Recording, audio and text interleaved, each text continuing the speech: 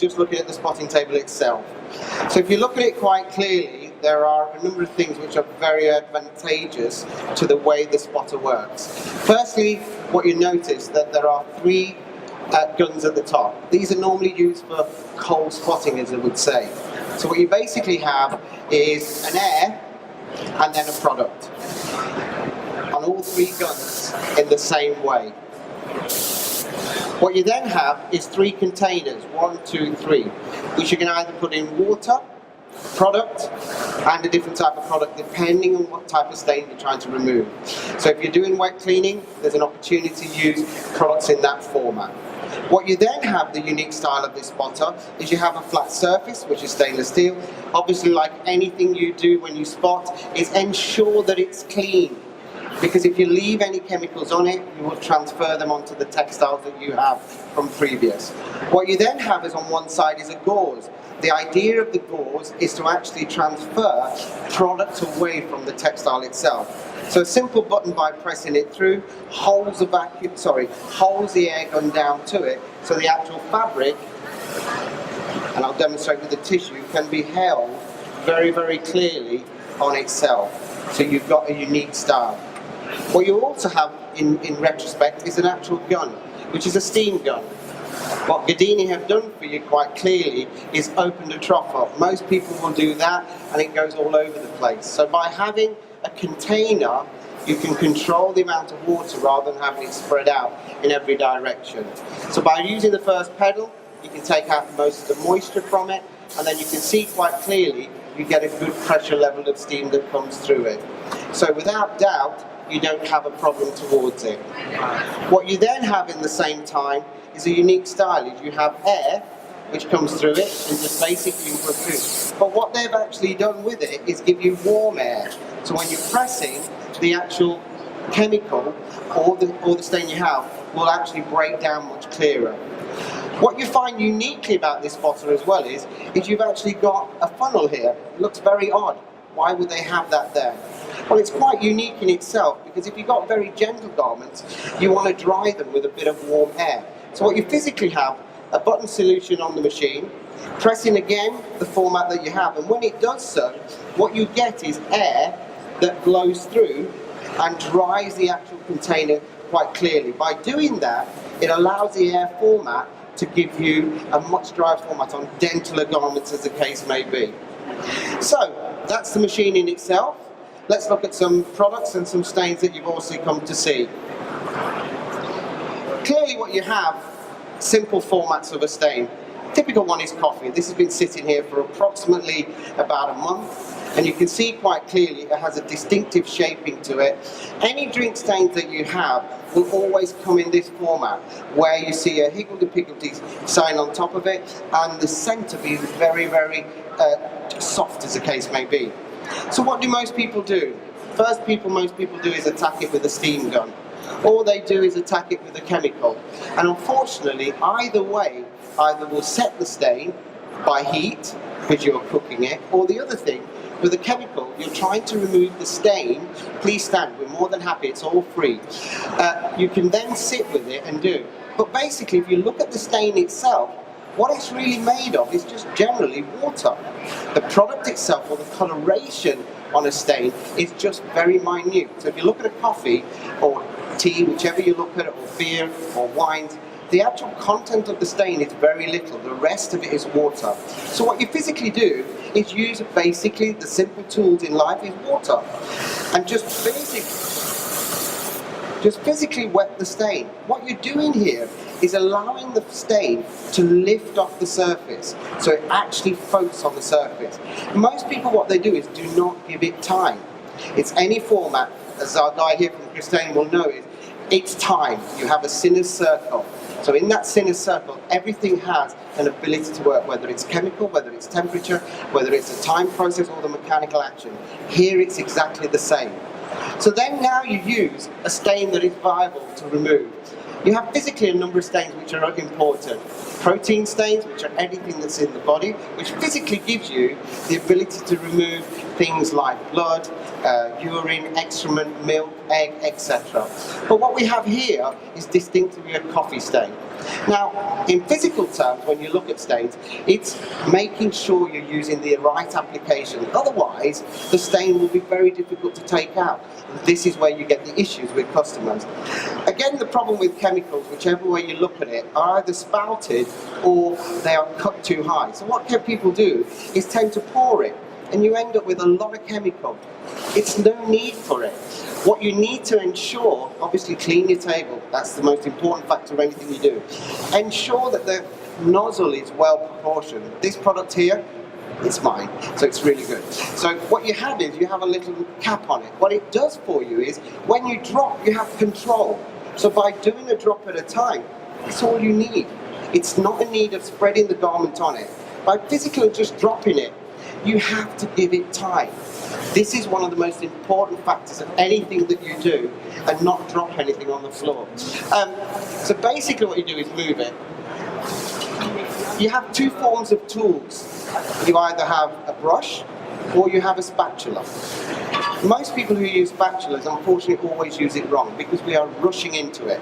So we always use the pointed edge and we rub it as hard as possible. This is the same thing as having a serrated nail. When you scratch, you lift the surface and you damage it. So why do that? And most people even use the rounded edge, which is great. But what they do again, they hold it like a pen and scratch. So what happens again, you damage. If you look at a spatula, the way it should be held is at 45 degrees to your hand. When you naturally turn it over, you hold it because otherwise it will drop. So when you do that, your finger sits on the actual end of it. This is your pressure. By using this and physically manipulating, like having a massage, what you're doing is allowing the stain to break away from the surface. So it's important that you do that. By just basically removing it, you also notice that anything that is water-based, which are these three products here, will cause an emulsification. That allows the stain to break much better. By breaking it through, and as you notice, I've only used a small amount of chemical. Again, the manipulation is in small circular patterns rather than a scraping action. By doing so, what you notice quite clearly is the stain is starting to... Physically again, make sure you wipe your table down. Use the vacuum part now, allowing the fabric to suck down. Just the base of the air to break the stain through. So you can see if there's any movement. If there is, then flush it through. Whenever you're doing a dry cleaning format, always flush the stain through, because unfortunately a solvent and water do not mix. So you end up either with a ring mark or what I call a higgly-piggly mark, which is difficult to take out. So your more delicate garments, things like silk, viscose rayons, always end up with problematic scenarios. So what you do here is now, flush the stain out. Once you've flushed it out, you can see what it is. Then physically now, you put the air part of the dust.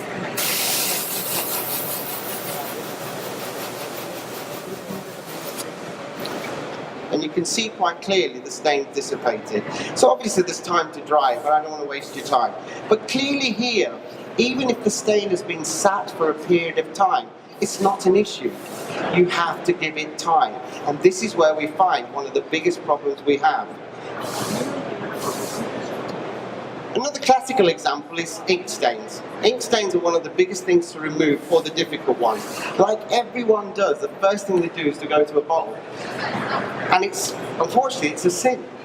The chemical will remove the stain, but unfortunately it'll do two things. It'll also cause it to spread, and also make the garment more difficult. Now you have a big problem, whether it's in a pocket format or on a delicate garment. So, for example's sake, I will show you what happens here.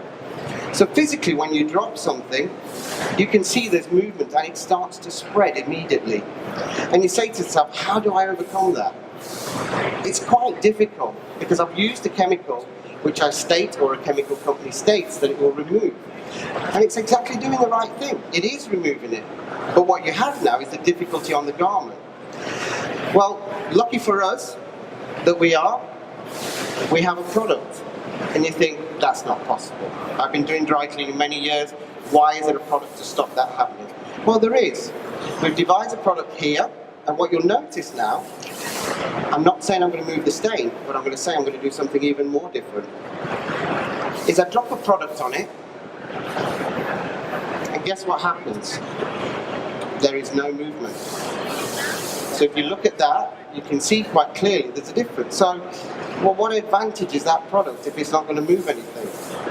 This is the advantage. When you have more lighter stains or more stains which are on more delicate garments, the issue you want is you don't want to spread. But what you want to do is allow the chemical to work, lift it off the surface without causing the damage. Because if it doesn't move, it's not a problem. The customer will be happy that it hasn't moved, but it's still there but lighter. But guess what happens now? Still, you can see no movement, and we've been talking, unfortunately I've been talking for half a minute. But now watch. Clean surface. The ink starts to come away. But I haven't damaged the garment. It's still in its same spot. So now you physically can do is move the stain through. In the old days, we used to have a product called glycerin. What we've actually done with that product is designed it to go in here.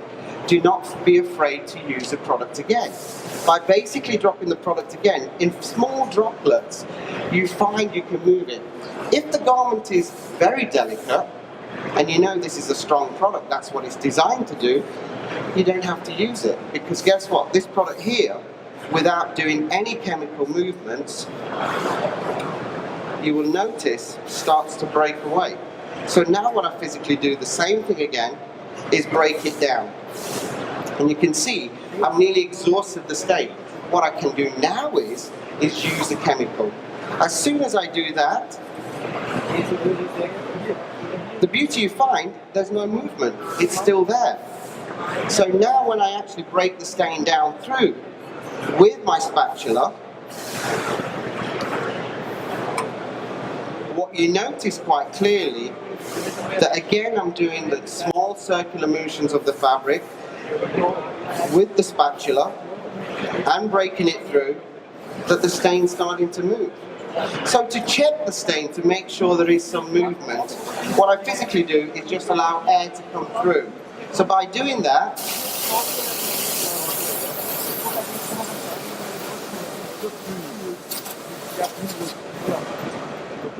you can see quite clearly that the ink stain comes on. So if you had a pocket that had a bleed, instead of going with the chemical straight away, by having a product that contains it, you can now save the garment and charge the customer well. So that's a possibility you can have with a product that's based into here.